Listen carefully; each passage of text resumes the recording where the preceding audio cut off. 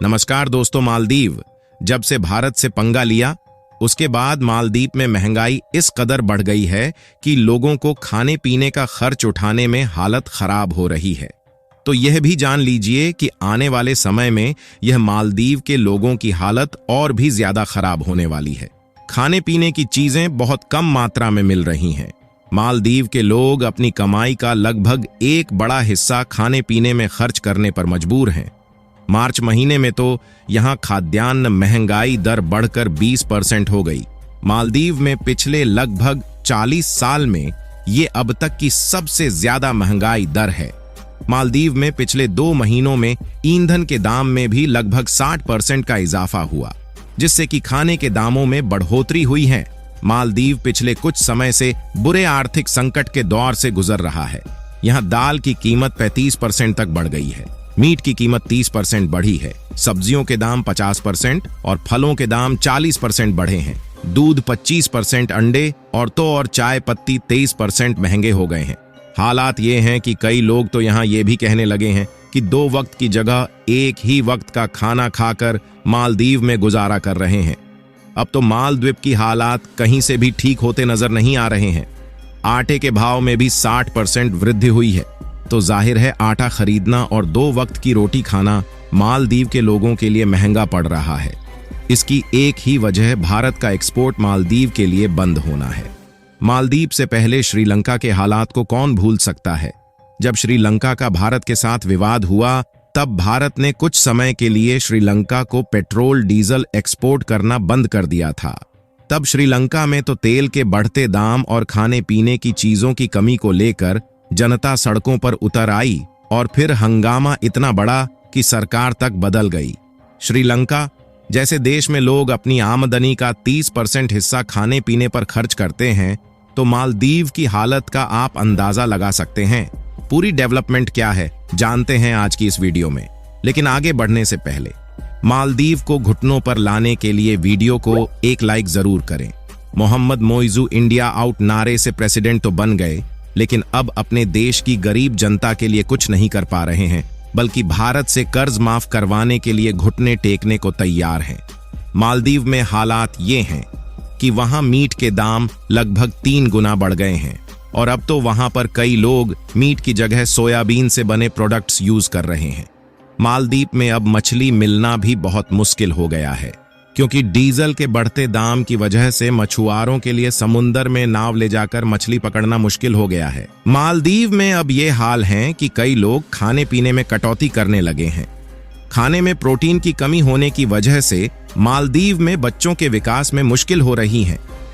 किसी से छुपा हुआ नहीं है कि मालदीव में भारतीय फूड के अलावा सिर्फ सी फूड का ही इस्तेमाल होता है, और सी फूड यानी कि मछली पकड़ने के लिए जिन जहाजों का प्रयोग किया जाता है वो पेट्रोल और डीजल से चलती हैं। मालदीव पेट्रोलियम पदार्थ भारत से ही इंपोर्ट करता है, तो मालदीव का सी फूड बाजार भी भारत के भरोसे चलता है, क्योंकि मालदीव किसी और देश से पेट्रोलियम पदार्थ सस्ती कीमत पर इंपोर्ट नहीं कर सकता।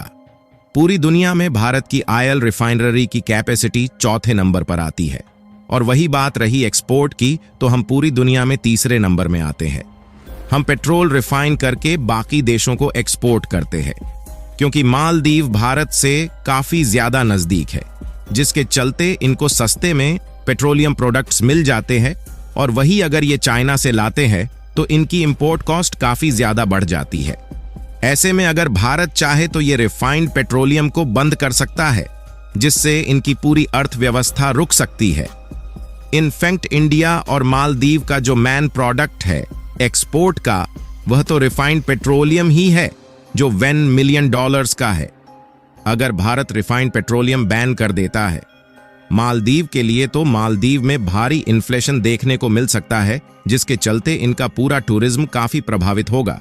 यकीन मानिए दोस्तों, मालदीव भारत पर इतना ज्यादा डिपेंडेंट है कि ये पिछले 26 सालों से लगातार भारत से रिफाइंड पेट्रोलियम के इंपोर्ट को बढ़ाने में लगे हुए हैं।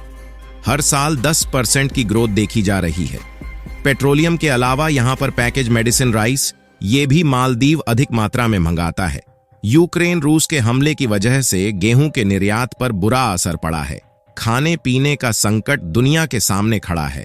भारत जैसे देशों को छोड़कर पूरी दुनिया भर में गेहूं के दाम आसमान छू रहे हैं। क्या एक संकट दूसरे संकट की वजह बनेगा और क्या उन लोगों को भी इसका खामियाजा भुगतना होगा जिनका जंग से कोई वास्ता नहीं। यूक्रेन रूस युद्ध की वजह से आने वाले कुछ महीनों में दुनिया को खाने की कमी से जूझना पड़ सकता है। दुनिया को अकाल का भी सामना करना पड़ सकता है। संघर्ष की वजह से यूक्रेन के बंदरगाहों से सनफ्लावर ऑयल और गेहूं, मक्का जैसे खाद्यान्नों का निर्यात प्रभावित हुआ है। पिछले साल के मुकाबले इस साल खाने पीने की चीजें लगभग 30% और ज्यादा महंगी हो चुकी हैं और यही वजह है कि निर्यात पहले की तरह दोबारा शुरू नहीं हुआ। तो यह संकट गरीब देशों में अकाल की वजह भी बन सकता है। लेकिन मालदीव को भारत की वजह से दुनिया में होने वाली फूड शॉर्टेज से कोई प्रॉब्लम नहीं होती थी, क्योंकि खाने पीने के प्रोडक्टों में भारत आत्मनिर्भर देश है। अब दुनिया की फूड शॉर्टेज मालदीव जैसे छोटे देशों को डायरेक्ट हिट करेगी। दोस्तों, यूक्रेन के गेहूं से दुनिया भर का पेट भरता है, लेकिन उसके ज्यादातर बंदरगाह बंद होने की वजह से वहां का गेहूं दुनिया की पहुंच से दूर हो गया है। यूक्रेन के गोदाम में 3000 टन से ज्यादा अनाज से दुनिया भर का पेट भरता है, लेकिन उसके ज्यादातर बंदरगाह बंद होने की वजह से वहां का गेहूं दुनिया की पहुंच से दूर हो गया है। यूक्रेन के गोदाम में 3000 टन से ज्यादा अनाज भरा है, लेकिन इसे देश से बाहर ले जाने में आ रही दिक्कतों के चलते कोई इसे खरीद नहीं रहा है। मालदीव की हालत का पता इसी से लगा सकते हैं कि पाकिस्तान की नई शाहबाज शरीफ सरकार भारत के साथ व्यापार संबंध बहाल करने पर विचार कर रही है, जिसे पाकिस्तान में अगस्त 2019 में भारत के साथ एक तरफा तरीके से रोक दिया था, और वो सिर्फ इसलिए कि भारत ने जम्मू कश्मीर से आर्टिकल 370 हटा दिया था। लेकिन इसका सबसे ज्यादा नुकसान पाकिस्तान के व्यापारियों को ही हुआ, क्योंकि पाकिस्तान के व्यापारी एक बड़ी मार्केट का फायदा नहीं ले पा रहे हैं। इस परेशानी से जूझ रहा पाकिस्तान अब भारत की अहमियत समझ चुका है, जिसके बाद अब पाकिस्तान के विदेश मंत्री इशाक डार ने भारत के साथ एक बार फिर व्यापार शुरू करने की इच्छा जताई है। उन्होंने लंदन में हुई एक प्रेस मीटिंग के दौरान ट्रेड पर चर्चा की और कहा कि पाकिस्तान के व्यापारी भारत से बिजनेस करने को उत्सुक है। हम अपने पड़ोसी को नहीं बदल सकते। हम भारत के साथ व्यापार करने पर गंभीरता से विचार कर रहे हैं। कई एक्सपर्ट्स पहले भी कहते रहे हैं कि पाकिस्तान को भारत से व्यापार करना चाहिए। इस संबंध में पाकिस्तान सरकार मामले से जुड़े सभी लोगों से एडवाइस लेगी और सभी प्रस्तावकों की समीक्षा के बाद कोई निर्णय लिया जाएगा। बाकी आप लोग मालदीव के लिए क्या कहना चाहेंगे? अपनी राय कमेंट में जरूर बताएं। मालदीव का भारत से पंगा लेना उल्टा मालदीव के अर्थव्यवस्था की धज्जियां उड़ा रहा है।